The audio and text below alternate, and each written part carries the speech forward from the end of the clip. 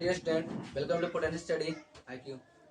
आज बाबू new chapter है क्लास 9th का, जो कि विज्ञान का पार्ट है। और इसमें हम लोग क्या फर्स्ट चैप्टर पढ़ चुके हैं, सेकंड चैप्टर है, जो कि सेकंड चैप्टर का नाम है क्या हमारे आसपास के पदार्थ शुद्ध है। ये हम लोग पढ़ रहे हैं, क्या हमारे आसपास के पदार्थ शुद्ध है या नहीं है। देखिए बाबू, हम लोग के भाषा में आप अगर मैं बात करूँ तो शुद्ध है, दूध भी शुद्ध है। हम लोग की भाषा में एक मक्खन की बात करें तो मक्खन भी शुद्ध है, हर चीज़ शुद्ध है। लेकिन साइंस की भाषा में इससे तुम्हारा अशुद्ध है। ठीक है, कहने का उसके अंदर कुछ मिक्सर होता है, यानी मिलाया जाता है। ठीक ना, अगर वो मिला दिया तो बाबू तुम्हारा पक्का शुद्ध हो जाएगा। जैसे हम लोग बोले सिंपल सी भाषा में कि दूध, तो हम लोग बोलते शुद्ध है, लेकिन उसमें अलग अलग चीज मिला हुआ है, प्रोटीन मिला हुआ है, विटामिन मिला हुआ है, मिनरल्स मिला हुआ है ना, तो ये क्या हो गया एक तरह से अशुद्ध हो गया वो। समझ में आ गया। तो अपना चैप्टर यहाँ शुरू होता है, इसके क्या बोलते हैं, इस मैटर अराउंड अस प्योर, यानी कि हमारे आसपास जितने पदार्थ सब क्या शुद्ध है। मतलब क्या शुद्ध है, क्या देखो ऐसा बोल रहा है, शुद्ध पदार्थ है तो बाबू शुद्ध नहीं है। साइंस की भाषा से, हमारी भाषा सही है लेकिन साइंस की लैंग्वेज से शुद्ध नहीं है हर चीज। देखिए इसके बारे में हम लोग जानते हैं। अगर आपको पता नहीं पदार्थ क्या होता है तो पिछले कक्षा में हम लोग पढ़ा चुके हैं, पिछले लेक्चर में पदार्थ क्या होता है सिंपल समझिएगा। एक ऐसा वस्तु जिसके अंदर द्रव्यमान होता हो और जगह घेरती हो, उसे क्या बोलते हैं हम लोग, पदार्थ बोलते हैं। तो आप लोग सोचेंगे क्या सर मार्कर भी पदार्थ है, बिल्कुल पदार्थ है। दुनिया में हर चीज पदार्थ है, यहाँ तक हवा भी पदार्थ है। समझ क्या। और पदार्थ किसी रूप से हम 3 भागों में बांटा गया है। कहा जाता है कि पदार्थ को 5 रूप होते हैं, और होता भी है, लेकिन हम लोग को मेनली 9th क्लास में 3 रूप पढ़ना है। पहला ठोस, दूसरा गैस, तीसरा केवल द्रव्य, ऐसा पढ़ जाता है। ठीक है, चौथा भी होता है प्लाज्मा, और एक और होता है बोस आइंस्टीन कंडेंसेंट। तो हम लोग 3 ही चैप्टर 3 ही अवस्था पढ़ेंगे पदार्थ के बारे में पिछले क्लास में। हम लोग पढ़ेंगे शुद्ध है क्या शुद्ध है, ये पढ़ रहे हैं अभी। देखिए यहाँ पे सबसे पहले आता है वो पदार्थ। अभी लैंग्वेज थोड़ा सा मेरे बातों को ना रोक कर आप लिख लिया कीजिएगा। देखिएगा, किसी वस्तु का, देखिएगा पदार्थ किसे कहते हैं, कोई वस्तु जिसके अंदर द्रव्यमान होता हो और वो जगह घेरती हो, उसे क्या बोलते हैं हम लोग, पदार्थ बोलते हैं। सिंपल सी लैंग्वेज है, आगे समझिएगा। अब पदार्थ में कितने वस्तु होते हैं बाबू, तो होता है ठोस, द्रव और गैस। ठीक है, ठोस का मतलब होता है बाबू जिसके मतलब सॉलिड बिल्कुल परमाणु है ना, बिल्कुल बिल्कुल चिपका हो। ऐसे मान लीजिए तुम्हारा कोई वस्तु है, ये तुम्हारे गोल गोल है ना, जो परमाणु है, ये बिल्कुल देखिए कितना पास पास है, अरे है ना, पास पास होने के कारण तुम्हारा क्या ठोस है। तो ठोस है, दूरी कम है ना जी, तो दूरी कम होने के कारण सुनिएगा, इसमें दूरी कम है तो बल क्या हो जाएगा, ज्यादा। तो दूरी कम होने के कारण बल ज्यादा है, इसके वजह से क्या है, अंतराणु बल ज्यादा है, अगर तुम्हारा ठोस है। इससे क्या होता है द्रव, इससे क्या होता है गैस। द्रव में ऐसा होता है बाबू थोड़ा दूर दूर होता है, इसमें क्या दूरी ज्यादा है तो बल कम होगा। और गैस में तो और दूरी ज्यादा होता है, एक यहाँ एक यहाँ, यानी दूरी ज्यादा है तो बल क्या हो जाएगा, बिल्कुल कम हो जाएगा। तो तुम्हारा क्या पिछले क्लास का थोड़ा लेक्चर था, आप समझिएगा। यहाँ पे पदार्थ को 2 भागों में बांटा गया है, पहला शुद्ध, दूसरा अशुद्ध। सुनेगा, शुद्ध पदार्थ और अशुद्ध पदार्थ। शुद्ध पदार्थ के अंदर आता है बाबू तत्व आता है, क्या आता है, तत्व। देखिएगा तत्व, अब तत्व क्या है वही पढ़ेंगे हम लोग। और दूसरा क्या आता है, यौगिक आता है। ये तो शुद्ध पदार्थ के अंदर आता है। तीसरा क्या, दूसरे में से क्या, अशुद्ध पदार्थ। अशुद्ध पदार्थ में आता है क्या बाबू, मिश्रण और मिश्रण आता है। मिश्रण में क्या आता है बाबू, समांगी और विषमांगी मिश्रण। समझ में क्या, तो आप पहले ये समझिए तत्व क्या है। तो बाबू तत्व किसे कहता है, एक ही परमाणु से मिलकर बना हुआ है ना, एक ही परमाणु उसके अंदर स्थित हो, उसी को हम लोग क्या बोलते हैं, तत्व बोलते हैं। तो एक ही परमाणु से मिलकर हुआ कोई बना हुआ पदार्थ, उसी को हम लोग तत्व बोल जाएगा। जैसे अगर मान लीजिए हाइड्रोजन है तो खाली हाइड्रोजन रहना चाहिए, अगर ऑक्सीजन है तो खाली ऑक्सीजन रहना चाहिए, अगर तुम्हारा नाइट्रोजन है तो खाली नाइट्रोजन रहना चाहिए। अब इधर वाले जितने पार्ट है बाबू सब क्या तुम्हारा, सबके सब परमाणु है। अब कोई परमाणु चाहता है कि मैं अणु बन जाऊँ, क्या चाहता है वो, अणु बनने के लिए। तो ऐसे सेम टू सेम मान लीजिए तुम्हारा क्या है, देखिए इधर ये तुम्हारा हाइड्रोजन है ना बाबू, देखिए हाइड्रोजन है और हाइड्रोजन है, ये बॉन्डिंग करेगा, तो बॉन्डिंग करने के साथ क्या बन जाएगा, H2O बन जाएगा। तो क्या बन जाएगा, अणु बन जाएगा, क्या बन जाएगा, तो ये अणु बन गया है। सेम टू सेम ऑक्सीजन में अणु बन गया, ऑक्सीजन में 2 डबल बॉन्डिंग होता है। ठीक है, और तुम्हारे नाइट्रोजन में क्या होता है, ट्रिपल बॉन्डिंग होता है। ठीक है, तो ये क्या बना रहा है, ये तुम्हारा O2 बना रहा है, क्या बना रहा है, N2 बना रहा है। डबल बॉन्डिंग का ट्रिपल बॉन्डिंग, इसे बोलते हैं त्रिया बंध और द्विया बंध। ये होता है एकल बंध, द्विया बंध और त्रिया बंध। ठीक है, अच्छा तो नहीं अभी तुम्हारा अणु होता है बाबू।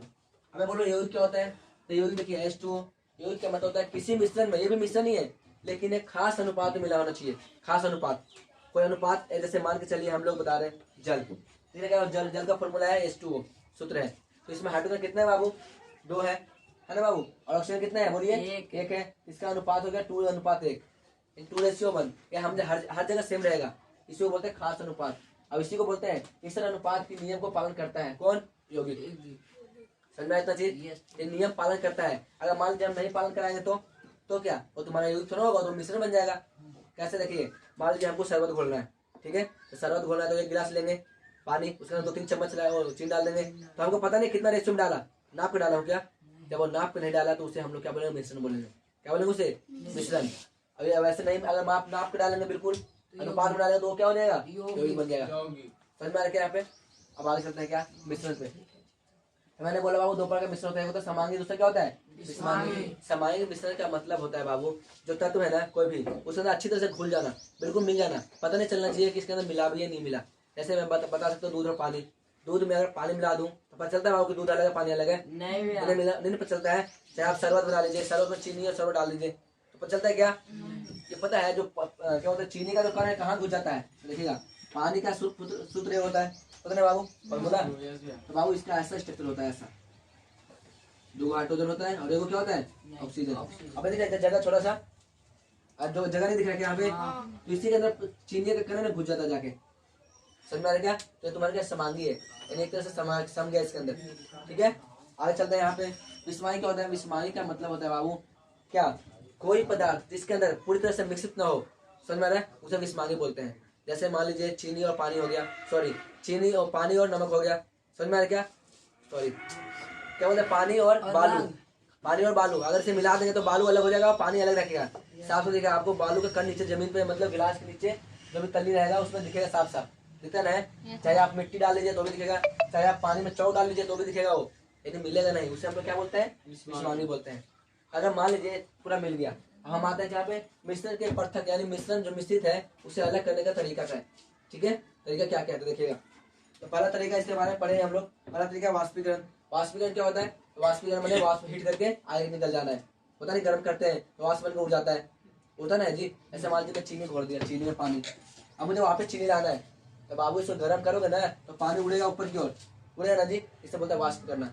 चाहे मुझे समुद्री पानी से नमक निकालना है, नमक निकालते हैं ना, तो नमक निकालने समुद्री पानी को इकट्ठा में करेंगे, हरा बनाएंगे, ऐसे हरा बनाने के बाद क्या करेंगे मतलब ऐसे खेत जैसा बनाएंगे और पानी उड़ जाएगा, फिर जो बचे वो नमक रहेगा, समझ में क्या, उसी को बोलते हैं हम लोग क्या वाष्पीकरण। अब केंद्रीकरण क्या होता है, वॉशिंग मशीन देखे हो घूमता है, अरे वॉशिंग मशीन क्या केंद्रीकरण।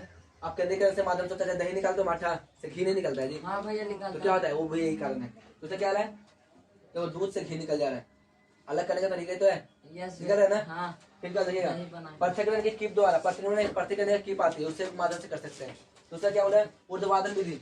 ऊर्ध्वाधन माने क्या होता है बिना गैस अवस्था, सॉरी देखिए पहले ठोस होता है फिर द्रव होता है फिर गैस होता है ना, तो बिना कोई भी ठोस पदार्थ बिना द्रव अवस्था के आया बिना गैस में चल जाए, देखिएगा हम लोग जानते हैं पहले ठोस होता है, क्या होता है फिर क्या होता है द्रव, फिर क्या होता है हम जानते हैं इसे गर्म करेंगे तो द्रव होगा, फिर गर्म करेंगे तो गैस बनेगा, लेकिन ठोस से डायरेक्ट क्या बन जाए गैस, उसी को हम लोग क्या बोलते हैं ऊर्ध्वपातन। तो ऊर्ध्वपातन विधि, जैसे कपूर हो गया, कपूर को जलाओ पानी बनेगा नहीं भैया, गैस बंद हो जाएगा ना। हाँ।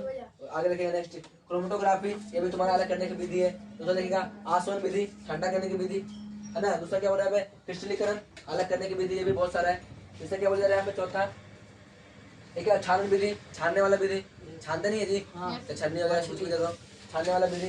फिर चुंबकीय पृथक्करण की विधि, मान लीजिए लोहा में बहुत सारे मिला हुआ है ना, उसके अंदर मिला हुआ है कुछ भी, मान लीजिए मेरे पास काटी उठी है, एक एल्युमिनियम है एक रबर है एक लोहा है, तो मैं अलग करूंगा तो चुम्बक से चिपका दूंगा, नहीं जितना लोहा है सब चिपक जाएगा इसके अंदर। तो चुम्बक करने का विधि। दूसरा क्या है फटकन विधि, फटकते हैं ना जी, धान उन जो भी होता है फटक के अलग करते हैं ना, तो तुम्हारा क्या आता है फटकन विधि।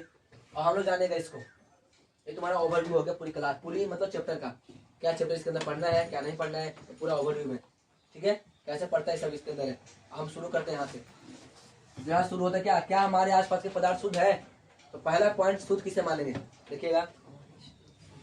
शुद्ध शब्द का अर्थ होता है पदार्थ में कोई मिलावट न हो, समझ में आ रहा है क्या। शुद्ध शब्द का क्या अर्थ होता है कोई पदार्थ में मिलावट न हो और न हो, परंतु एक वैज्ञानिक भाषा में सभी वस्तुएं विभिन्न पदार्थों के मिश्रण होता है। क्या बोले इसने, जितना ही वस्तु है ना बाबू अलग अलग पदार्थों का क्या होता है तुम्हारा मिश्रण होता है, अतः शुद्ध नहीं है। जैसे जल हो गया, दूध हो गया इत्यादि बहुत कुछ हो गया, समझ में आ गया। पीतल हो गया, मिक्सर आती है, कांसा हो गया, ये सब तुम्हारे क्या शुद्ध है, समझ में आ रहा इतना चीज। आगे देखते हैं दूसरा शुद्ध पदार्थ किसे बोलते हैं। शुद्ध पदार्थ में से तात्पर्य है कि उस पदार्थ में मौजूद सभी कण समान रासायनिक की प्रकृति का होता है। अगर कोई वस्तु शुद्ध है तो समझ उसका जितने ही परमाणु है सबके सब शुद्ध है।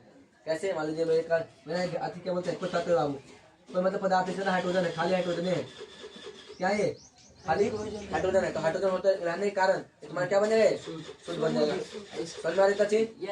आगे चलते हैं। एक शुद्ध पदार्थ क्या होता है, एक शुद्ध पदार्थ एक ही प्रकार के कणों से मिलकर बना होता है, समझ में आ गया। एक शुद्ध पदार्थ होगा ना बाबू एक ही परमाणु के कणों से मिलकर बना होता है।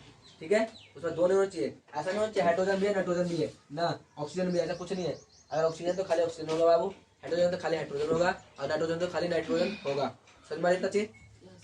आगे चलते हैं बाबू नेक्स्ट। अब आते हैं पदार्थ। पदार्थ एक प्रकार का द्रव है, द्रव माने पदार्थ ही होता है, द्रव है जो कि भौतिक प्रक्रमों द्वारा अन्य प्रकार के द्रवों में पृथक नहीं किया जा सकता है। सुनेगा, पदार्थ एक प्रकार का मिश्रण है जो कि भौतिकीय विक्रिया के द्वारा इसे अलग नहीं कर सकते। समझ में आ क्या? उसे हम लोग क्या बोलते हैं? पदार्थ। अब मिश्रण क्या होता है, अब समझिएगा। मिश्रण एक पदार्थ है जो दो या दो से अधिक तत्वों या यौगिकों का बना होता है, उसे क्या बोलते हैं? मिश्रण कहते हैं। उसे क्या बोलते हैं हम लोग? मिश्रण कहते हैं। और इसका समझिएगा, रासायनिक रूप से संयुक्त हुए बिना ये पूरी तरह से संयुक्त नहीं रहता है उसके अंदर, उसे अलग करने से अलग हो जाता है। जैसे मैं बताऊं, क्या बोलते हैं, धान होता है बाबू, धान चाहे गेहूँ, उसमें मिट्टी लग रहा था ना, तो मिट्टी फटकने पहले हो जाता है, तो पूरी तरह से मिला हुआ है क्या उसके अंदर?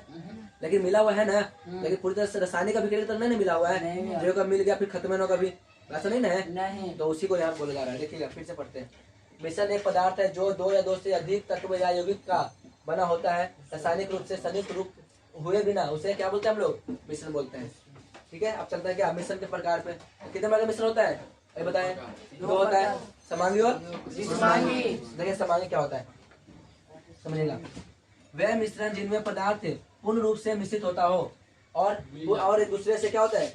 अभिव्यक्ति होता हो, उसे क्या होता है? समांगी मिश्रण होता है कहते हैं। कहने का दो पदार्थ है बाबू, हाँ दो पदार्थ है, वो पूरी तरह से अच्छी तरह से मिला हुआ है, लेकिन इसे अलग नहीं कर सकते। समझ में क्या? पहचान ही नहीं पता चल रहा क्या ये क्या बोल रहा है? पूरी तरह से अभिभेद होता हो, मतलब पूरा जुड़ा हुआ रहता है एक दूसरे से, उसी को हम लोग क्या बोलते हैं? समांगी मिश्रण। जैसे एग्जाम्पल क्या है तुम्हारा? जल पानी हो गया, जल नमक हो गया, बहुत है दूध पानी हो गया, इत्यादि बहुत सारा है। समझ में आ रहा क्या?